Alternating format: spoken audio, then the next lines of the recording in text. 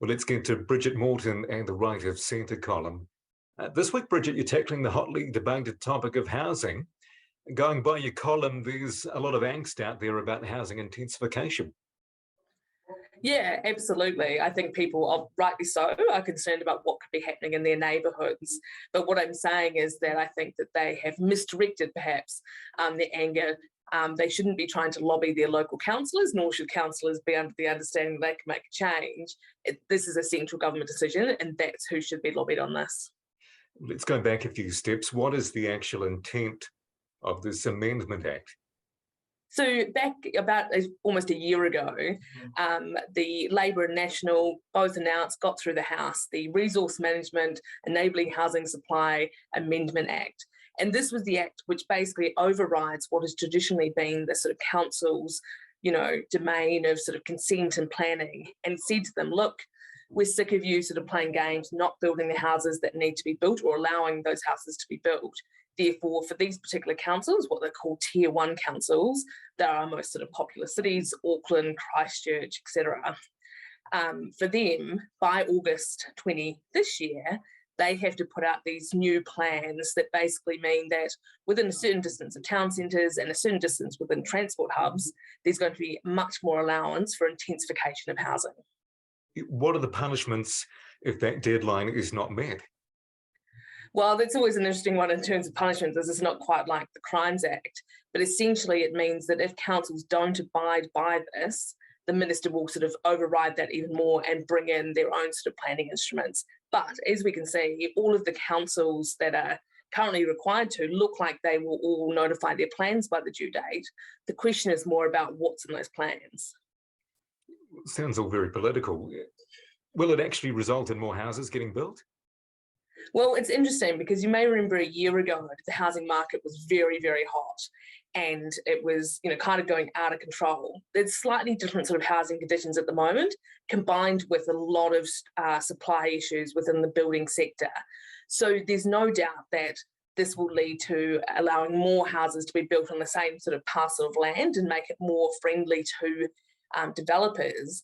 But it may not be as immediate as it was if this was done a year ago, because those same developers are looking at the current market and may not be ready to quite leap in the same way that they would have.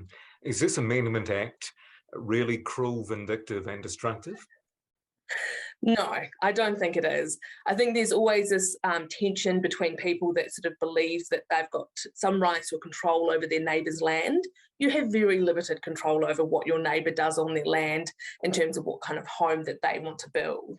This just makes it really clear that this is, it's been determined by Parliament that actually housing affordability, getting more houses is much better for the community than determining that some people can't have a say on whether or not their neighbour builds an additional story.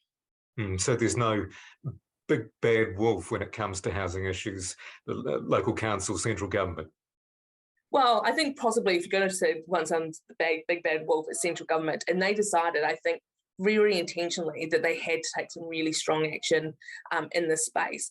Whilst it has been, local councils, as I said, it's been their domain to talk about what, and plan and, putting forward what houses can be built where. Actually, central government is generally the one that gets all the flack. The Labor government has been under immense pressure about housing affordability, and rightly so. Their plan about Kiwi Build didn't work. They needed to implement something that would allow the market to solve the problem. Well, who's dragged the chain? Well, councils, no doubt councils.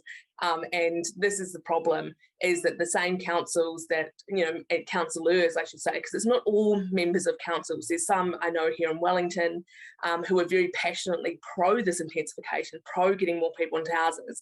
So it's individual councillors and the councils as a whole that have generally sort of pulled back from having houses built in particular areas. And generally some of these areas are the ones that are really well serviced by infrastructure in terms of roading and transport, which would allow them to be better, facilitate better and more people being able to live there. So what's it going to look like post August the 20th? Well, there's not going to be suddenly a whole lot of 6-story, 3-story buildings popping up. I think there's going to be a lot of noise when people see the maps and see whether or not their house comes within an area or their house is on the edge of an area.